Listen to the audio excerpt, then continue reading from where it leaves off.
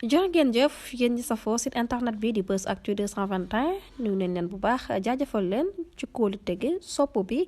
ak topp bi nga xamante ne rek yi nag ñu koy topp bu leen fàttee abonné di bës cloche de notification yi ngir mën a am yeneen i info jaajëfal nañu leen bu baax ci ànd bi ak topp bi nga xamante ne rek nañu koy topp saa su ne ci seen chaîne bi di Buzz Actu 221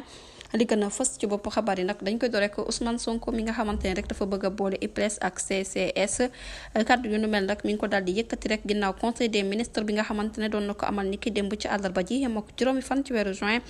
ci atum 2025 moom ilimaanu jawriñ bu njëkk bi nag daal di ne yëkkati kàddoom rek daal di dénk jawriñ bu ñu dénk wàllum xëy nag mu daal di ci amal rek ab xalaat ci fusion bi nga xamante ne rek bëgg na mu daal di am ci institution prévoyance retraite du Sénégal di IPRES ak caisse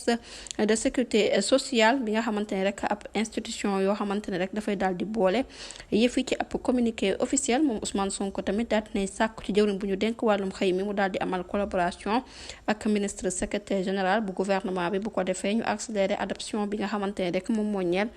code de sécurité sociale bu yees bi waaye nag daal dinay def càmbar ci défi yi nga xamante ne rek moom lañ war a yëkkati lu ñeel kaaraange social bu sénégalais ginnaaw bu mu joxeñee rek ne am na ay jafe-jafe nag ci matière gouvernance ak couverture bu qualité prestation yi ci ab communiqué nag ma ngay daal di xamle rek boobule couverture jamono ji nekk na ci ay institution yoo xamante ne rek dafa laaj kaaraange social ci naka nu ne nag nee na daal duñ ca bàyyi benn catégorie rawatina nag yu liggéeykat yi nga xamante ne dañoo indépendante naam sax koom-koom bi nga xamante ne moom mooy tukkee ci secteur informel bi moom nag daat nay wax ginnaaw initiative yi nga xamante ne rek tegoon nañ ko ngir gën a yaatal couverture bi nag dañu daal di gis na rek yëf yi dafa tuuti jot na nag ñu daal di càmbaraat tey jii di système de retraite bi nga xamante ne rek dafa daal di am nag jafe-jafe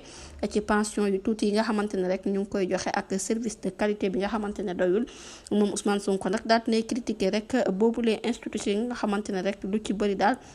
dafa am ay organes yoo xamante ne rek bu ci nekk nag dañ koy daal di gérer benn bu ci nekk branche boppam mu nekk mbir moo xamante ne rek mbir mu complexe la moom ci jëmi boppam daal di nay wax ci politique sociale bi ginnaaw bu mu fas yéene rationaliser nag gouvernement bi ngir gën a ñoŋalaat efficacité bi ngir nag mën a tontu rek jafe-jafe wala sax bëgg-bëgg yi nga xamante ne rek askan wi daat nañ koy bëgg ca yooyu le bopp moomel jërë ngeen jëf ci ànd bi bu leen fàtte abonné bës cloche de notification yi ngir mën a am yeneen xibaar.